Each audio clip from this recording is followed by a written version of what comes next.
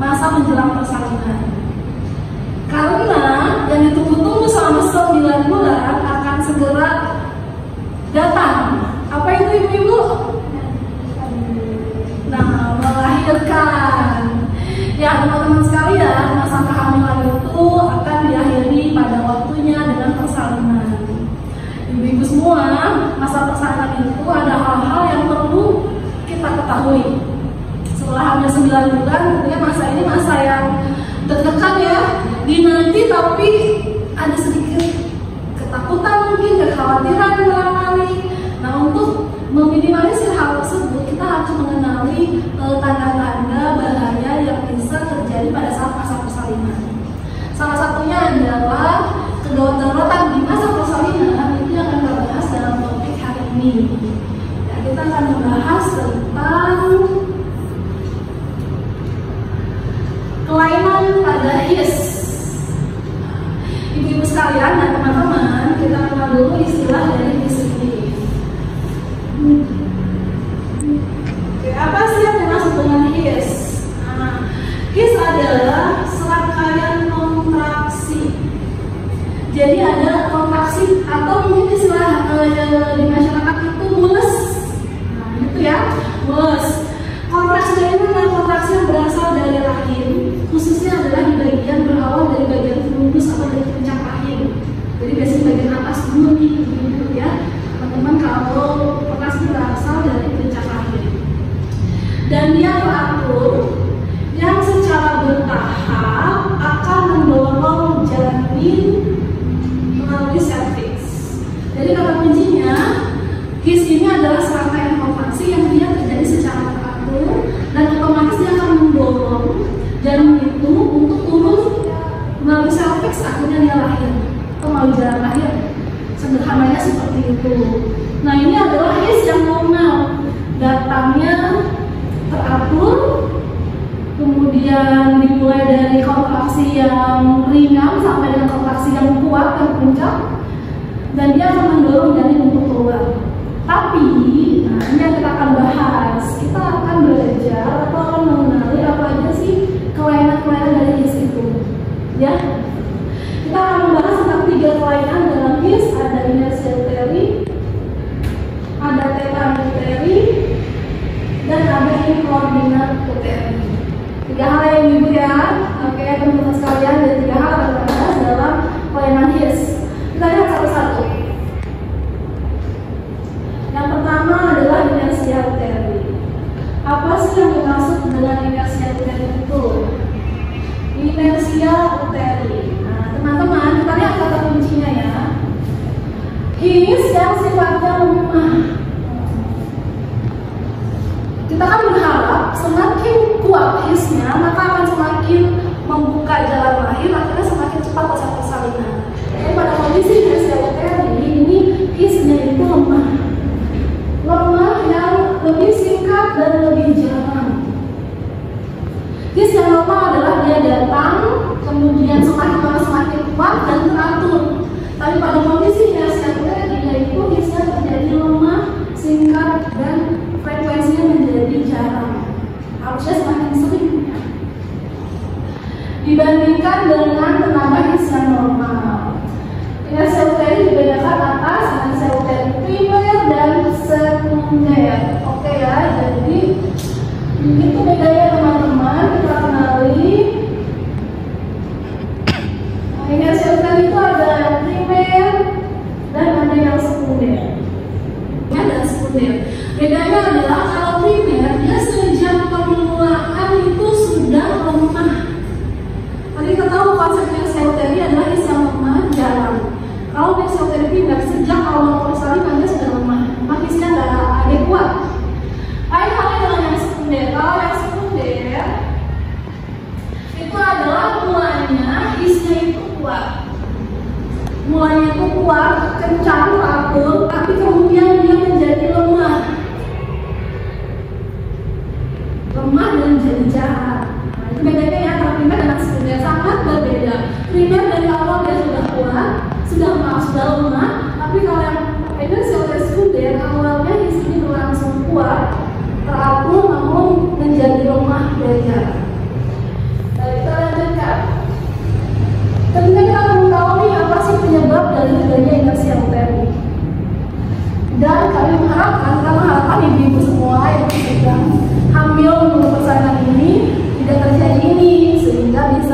mempersiapkan diri. Apa sih yang bisa dilakukan hal ini? Yang pertama adalah tentunya sering dijumpai pada penyimpangan atau pada persalinan yang pertama. Nah, tapi umumnya tidak menjadi patokan 100% ya, ibu tenang aja. Kalau ibu masih baru pertama ya. Yang kedua adalah faktor herediter atau keturunan. Kita faktor yang kita nggak bisa manipulasi ya, memang aku udah keturunan seperti itu. Namun yang bisa kita manipulasi adalah emosi dan ketakutan. Jadi ibu relax aja, santai aja untuk menjelang persalinan. Tidak perlu terlalu khawatir, tidak perlu terlalu takut, karena sepanjang ibu berada oleh tenaga kesehatan sudah diperiksa, semuanya berjalan dengan insya Allah berjalan dengan aman ya, dengan lancar. Jadi ketakutan ibu menjelang persalinan yang berlebihan akan menyebabkan terjadinya SLTD. Ya. Yang kedua, salah pimpinan persalinan dan obat-obatan penenang. Nah, ini tentunya dari kesehatannya ya.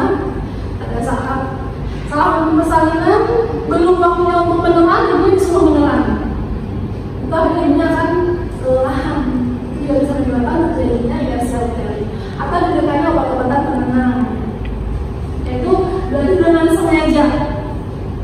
Misalnya pada kasus tertentu memang sengaja ibu hamil ini diberikan kontraksi dulu agar bisa dipersiapkan, ada buangannya, ada alatnya, misalnya harus SC, tapi belum siap karena banyak pasiennya, jadinya dikasih obat-obat penenang dulu. Yang keempat, bagian di bawah janin tidak berhubungan rapat, jadi tidak masuk, tidak engage, ya istilahnya tidak kuat untuk masuk dengan segmen bawah rahim. Yang kelima, kelainan uterus. Nah, jadi ini secara tulis bentuk dari uterusnya ada kelainan. Nah, misalnya ada ini uterusnya yang dikomplis, jadi dia ada dua tanduk. Itu akan merupakan SLTD karena kontraksi itu berangkat dari fundus yang normal akan menghasilkan kontraksi yang normal. Kalau dia ada dua tanduk, maka dia ada dua fundus. Seperti itu gambarannya. Yang keenam adalah kehamilan yang postnatal atau kehamilan yang melewati masanya. Masa kehamilan normal kan sampai 42 minggu ya. Dari 37 sampai 42 minggu ya teman-teman. Nah, padahal kalau kehamilan yang postnatal atau melewati waktunya, jadi bisa menyebabkan terjadinya SLTD. Kemudian penderita atau pasien dengan keadaan umum kurang baik seperti anemia.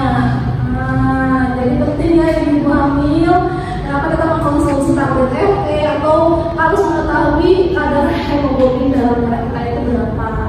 Karena kalau anemia itu bisa menyebabkan terjadinya SLTD. Jadi kalau yang disini udah aman semua ya HP-nya ya. Ibu HP-nya berapa? 13, 14, 13. Ini semester 3 ibu, ya masih aman. Oke, kemudian uterus yang terlalu tegak, misalnya hidramnion atau kehamilan kembar atau makrosomia. Nah, jadi ada istilah hidramnion, kehamilan kembar atau makrosomia. Jadi kondisi ini bisa menyebabkan uterus itu menjadi overdistensi, menjadi besar, teman-teman. Kehamilan kembar kan tentunya jadinya lebih dari satu. Jadi uterus itu otomatis akan membesar.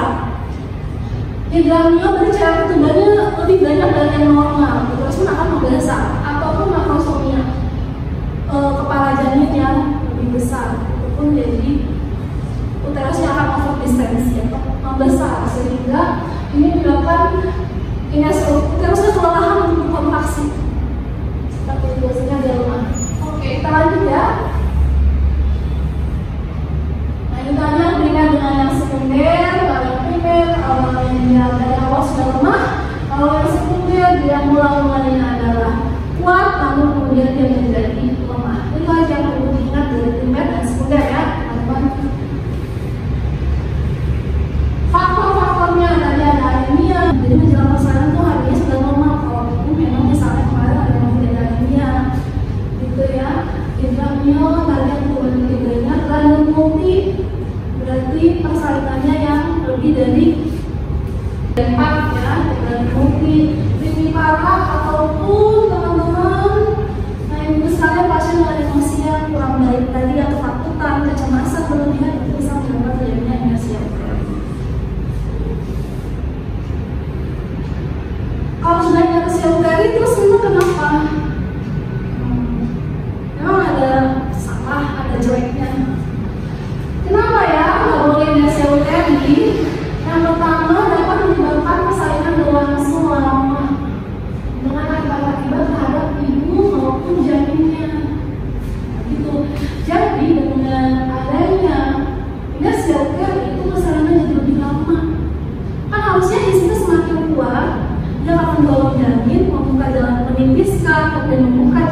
dan jadinya itu keluar.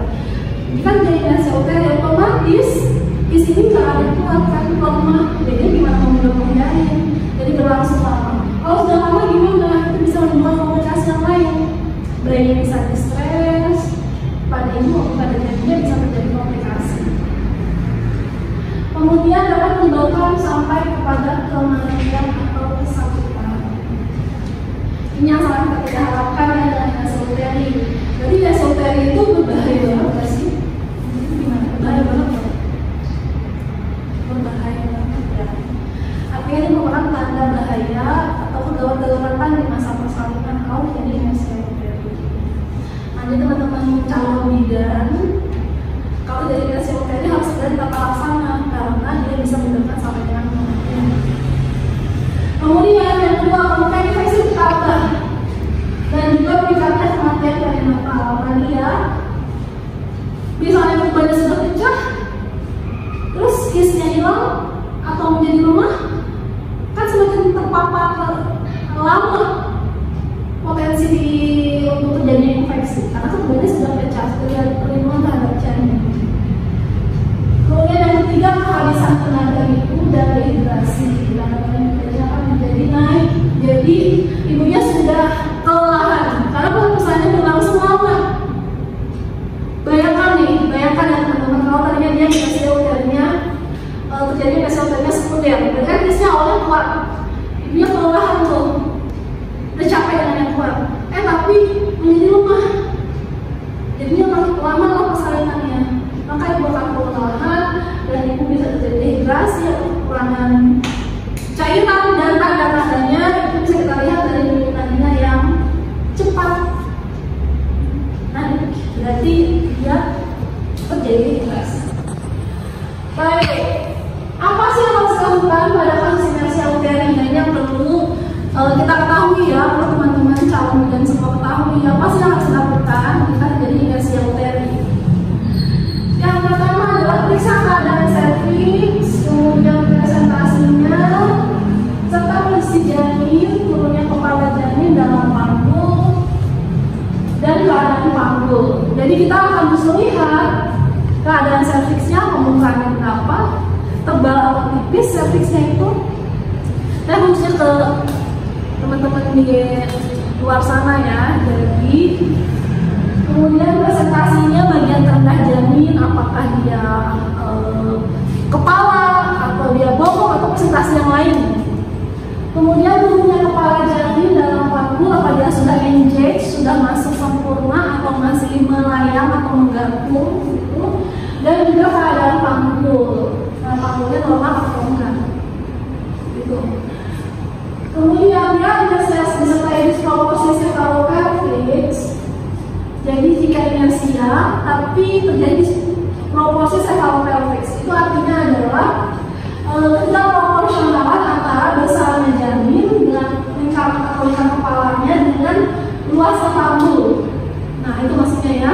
Jadi tidak proporsional, kepalanya lebih besar daripada panggulnya.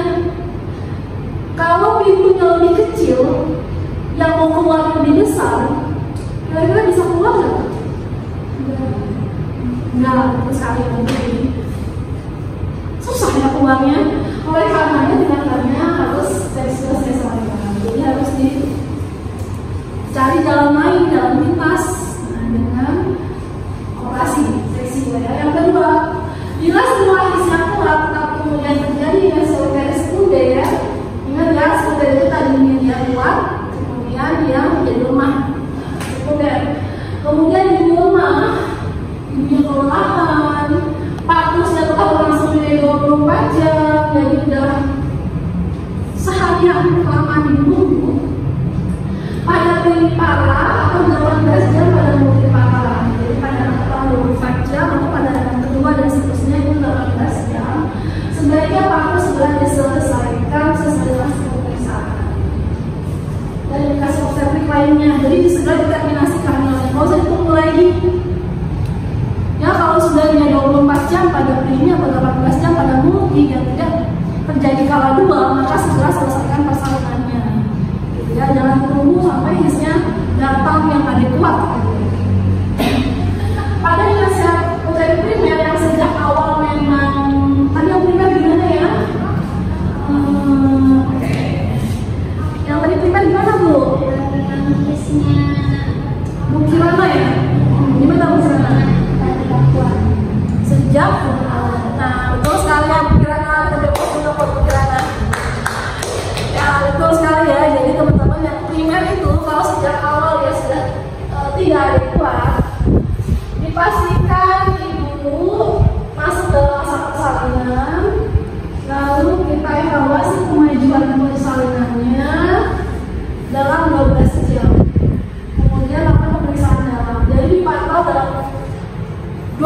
jam. Kalau memang dari awal dia sudah tidak kuat atau inersia uteri primer, maka kita pantau dalam 12 jam, lakukan pemeriksaan dalam.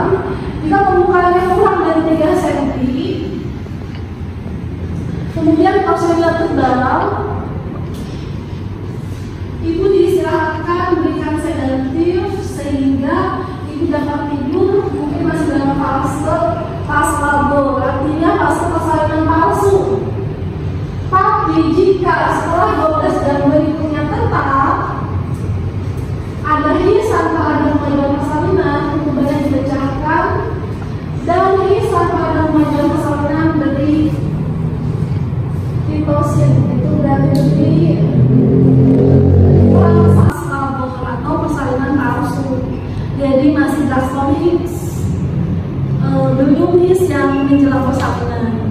Itu dipantau terlebih dahulu. Namun jika setelah 12 jam berikutnya tetap tidak ada Hicks, baru kita harus lakukan tindakan gitu. Tanpa ada kemajuan persalinan, dan dipecahkan, dan Hicks tanpa ada kemajuan persalinan, berikan titosin drip ya. Jadi untuk teman-teman diberikan perangsang. Tentunya ini dilakukan kolaborasi ya dengan dokter spesialis dan tidak boleh dilakukan di PMB ya, tidak boleh dilakukan di praktek mandiri bidan karena ini sudah masuk ranah patologis sehingga harus dilakukan kolaborasi dan rujukan. Pada inersia uteri sekunder kita masuk ke dalam fase aktif. Kalau tadi fase laten ya, saya belum notice tadi fase laten pembukanya karena kurang dari 3 cm. Yang ini ya, kurang dari 3 cm. Berarti dia masuk fase laten. Tapi kalau sudah lebih dari 3 atau 4 cm, berarti dia masuk ke fase aktif. Nah, pada fase aktif ini penilaian dulu apakah ada disproporsi cephalopelvic, apakah ada ketidaksesuaian antara ukuran panggul dengan kepalanya janin. Disproporsi ya, cephalopelvic itu berarti kepala, pelvic berarti panggul, tidak sesuai antara kepalanya janin dengan panggulnya itu. Dengan kalorimetri klinik atau radiologi, bila terjadi CVD, cephalopelvic disproporsi, maka persalinan segera diakhiri. Jadi mau dia fase aktif atau fase laten, kalau terjadi CVD maka harus di seksi ya, di operasi gitu. Kemudian bila tidak ada CVD, maka kemudian dipecahkan dan diberikan titosin. Oke ibu, gimana tentang tapi dari rasa selain? Akibatnya pada jalan lahir akan semakin luas pada serviks, vagina, perineum dan seterusnya yang akan terjadi robekan. Apa sih penyebabnya? Tentunya kita perlu tahu penyebabnya, tujuannya agar kita bisa menghindari ya. Penyebabnya kita harus menghindari hal-hal yang bisa kita hindari. Tentunya ya, ada hal yang bisa dimanipulasi, ada hal yang akan sudah bahwa akan terjadi. Dapat disebabkan oleh beberapa faktor termasuk adanya stimulasi yang berlebihan dari oksitosin. Jadi teman-teman, pemberian titosin atau oksitosin itu harus sesuai indikasi. Kalau dia berlebihan, inersia uterinya selesai, tapi ada yang mengancam lagi, yaitu retardasi uteri. Jadinya dia tidak adanya relaksasi dan kontraksi sangat kuat. Karena dia memicu dekontraksi lain atau peningkatan sensitivitas uterus terhadap oksitosin. Itu adalah penyebab dari tetanya uteri. Gejalanya gimana? Gejalanya, oke, kita ganti warna. Itu warna apa? Ini sebelah hijau ya. Ini warnanya sudah. Oke, warna apa tuh? Kuning, ini ya. Kuning ini ya, menyala bangku. Gejala dari tetanya uteri. Yang pertama,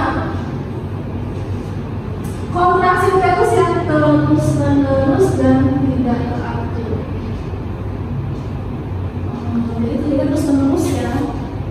Kemudian ketegangan yang berlebihan.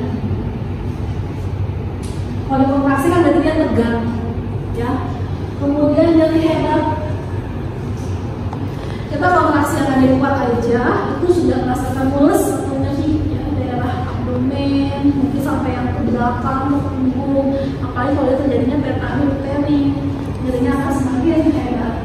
Adanya penurunan detak jantung janin, karena jadinya distres. Bayangkan kita kalau digenjot terus-terusan, nah itu banyak kompresi, jadinya distres. Sehingga menurut teman-teman sekalian berbahaya kalau kita lakukan dari psikolog komentar ya. Nah tentunya berbahaya ya ibu ya. Jadi kita harus melakukan penata laksanaan yang sesuai jika memang terjadi tekanan uterus. Gimana nih penata laksanaannya? Kalau misalnya karena rasa takut, itu harus diawali dengan perawatan yang baik. Jadi saat kehamilan itu ibunya tidak usah berlebihan ya bu, karena itu ada proses fisiologis. Hamil, bersalin, nifas itu ada proses fisiologis yang akan dialami oleh setiap perempuan yang sudah merencanakan kehamilannya pada masanya. Misalnya seperti hari kita lapar, maka fisiologis itu karena lambung kita kosong, kita akan minta untuk makan. Setelah makan kita akan kenyang. Setelah kenyang nanti dicerna, ada defekasi, dibuang. Nah ini pun sama, gambar fisiologisnya kurang lebihnya sedemikian. Setelah hamil, hormon akan turun, terjadilah kontraksi. Nah itulah waktunya untuk melahirkan. Jadi ibu-ibu tenang aja dalam menghadapi persalinan, gitu ya, relax, enjoy, dinikmati setiap fasenya, gitu ya, nanti juga akan dilewati. Yang kedua, analgesia digunakan jika perlu saja untuk meringankan gejala hepatitis. Tapi itu tidak diperlukan saja ya dengan analgesia. Yang ketiga, sedasi berat itu diberikan pada persalinan palsu agar pasien tidak kelelahan ketika benar-benar menjalani persalinannya. Jadi boleh diberikan sedatif itu jika memang saat itu masih kontraksi palsu tapi dia sudah tetani, kan masih palsu karena kencang kuat tapi dari ini dalam pembukaan, berarti masih false labor. Oleh karena itu boleh diberikan sedatif ya agar tidak kelelahan. Kemudian secara umum tindakannya adalah semangat pasien harus diutamakan. Jadi ibu semangat ya. Jadi peran bidan sangat penting sekali mendampingi persalinan karena bisa memberikan semangat, memberikan dukungan dan memberikan ketenangan pada pasien. Tentunya untuk menghindari dari tetani atau yang tadi disentery. Kemudian DJJ dicatat setiap setengah jam dalam kelas 1 dan lebih sering dalam kelas 2. Oke, jadi dipantau denyut jantung janinnya dan dicatat pada kelas 1 itu setiap 30 menit sekali, atau kita boleh lebih sering pada kelas 2. Misalnya setelah selesai kontraksi dihitung denyut jantungnya, setelah selesai kontraksi dihitung kembali denyut jantungnya. Ya baik, ibu sekalian, teman-teman, kita lanjut yang ketiga dulu ya. Tadi kita sudah belajar tentang klinis, ada inersia uteri, tetania uteri, dan yang ketiga adalah koordinat uteri. Kira-kira sebelum saya next slide nih, ada yang tahu nggak tentang koordinat uteri? Belum ya? Belum nih, yakin? Oke, teman-teman gimana? Koordinat uteri. Kalau sudah pernah dengar atau tahu, coba dengan pendapatnya sendiri tulis ya di kolom komentar. Apa sih koordinat uteri? Coba bisa bantu bu, koordinat uteri gimana? Koordinat uteri atau yang juga dikenal sebagai kontraksi uterus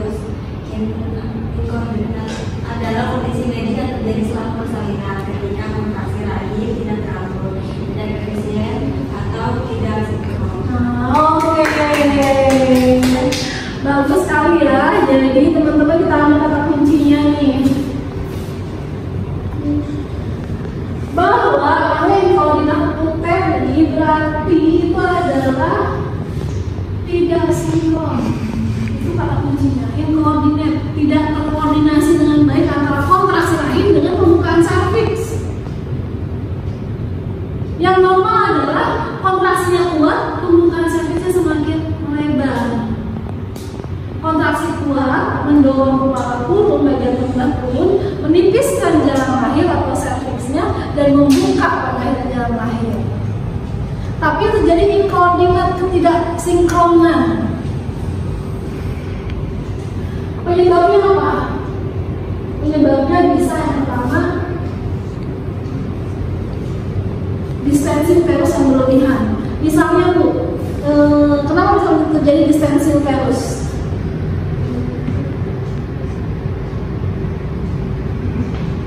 Hal-hal yang dimana nih bisa terjadi distensi uterus atau uterus yang berlebihan, yang besar yang berlebihan? Nah, oke, kita belajar bareng ya. Nah, teman-teman, kira-kira teman-teman tahu nggak apa sih salah penyebab-penyebab dari distensi uterus atau overdistensi? Bener ya, bisa karena kehamilan gemeli, makrosomia, atau hidramnion, itu bisa terjadi distensi uterus. Sehingga ini bisa menyebabkan terjadinya inkoordinat, tidak sinkron gitu ya. Yang kedua, malposisi janin atau kelainan presentasi janin. Yang normal adalah letak belakang kepala, jadi tunduk. Itu yang normal.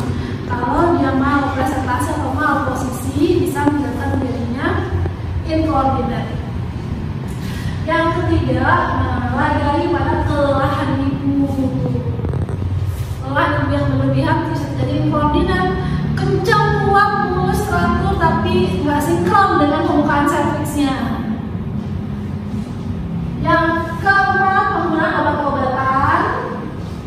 Yang kelima, karena faktor psikologis tadi, khawatir, cemas, takut, berlebihan, itu bisa menyebabkan terjadinya gangguan dalam kelainan HIS, baik di inersia, di tetani, di inkoordinat pun terjadi.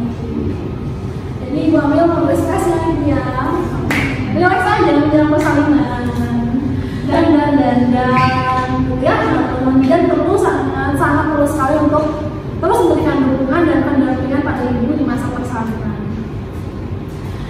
Yang keenam adalah kelainan uterus. Jadi ya, bikomis misalnya, ada tanduknya 2, konfirman.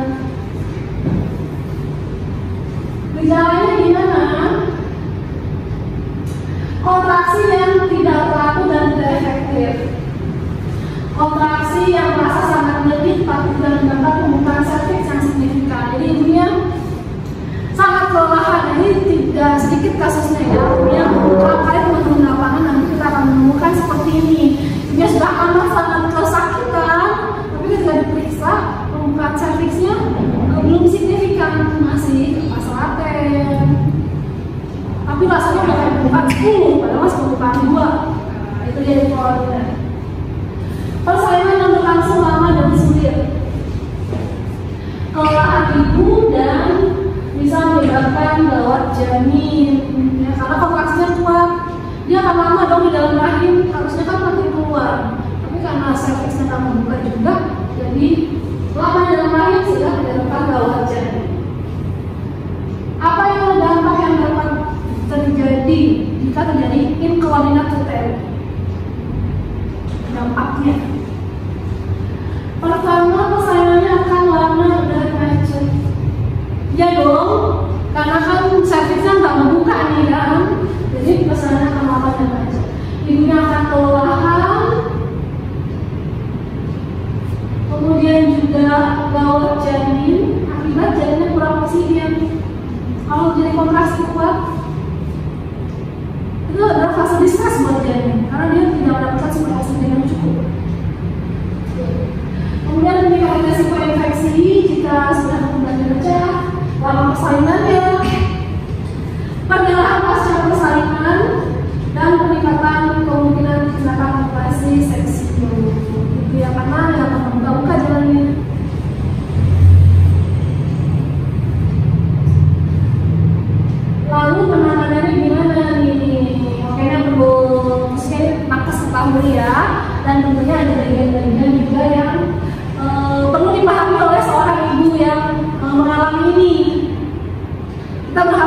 kehamilan, persalinan berjalan dengan lancar, jaya, gak ada hambatan.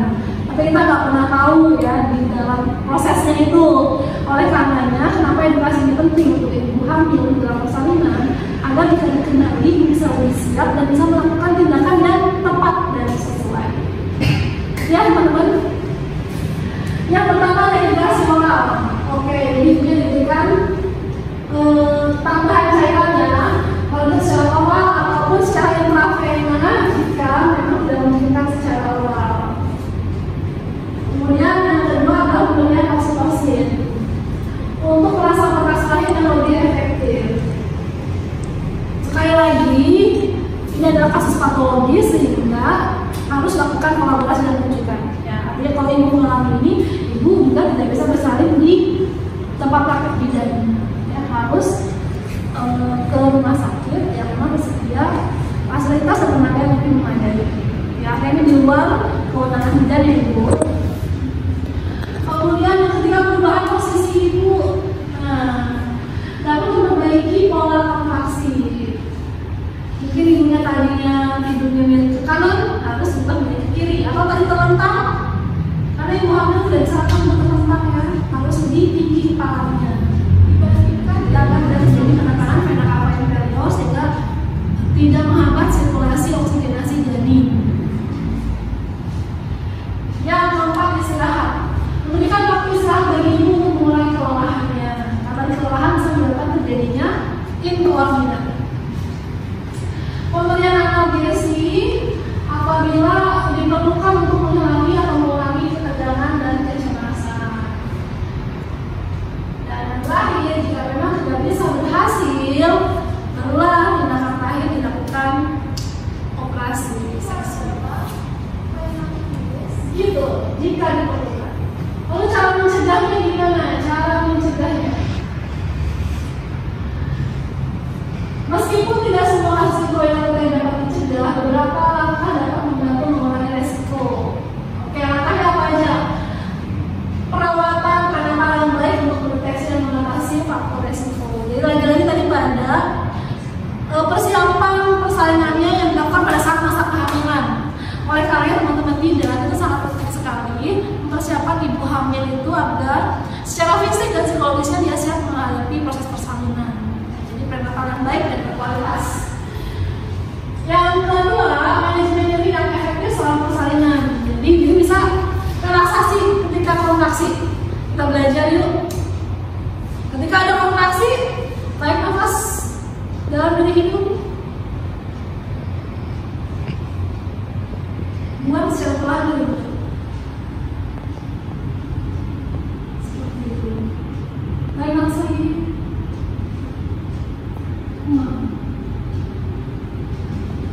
Sampai memikirkan hal-hal yang positif, relax, senang, bayangkan di pegunungan, di hijau-hijau, seperti itu.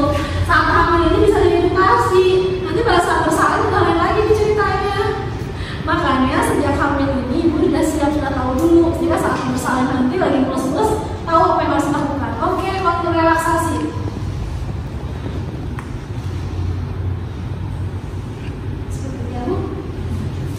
Lalu ketiga, hubungan emosional dan fisik selama persalinan, tentunya dari keluarga, dari suami, dan dari tenaga kesehatan ya, dari teman-teman bidan dan juga sama tadi.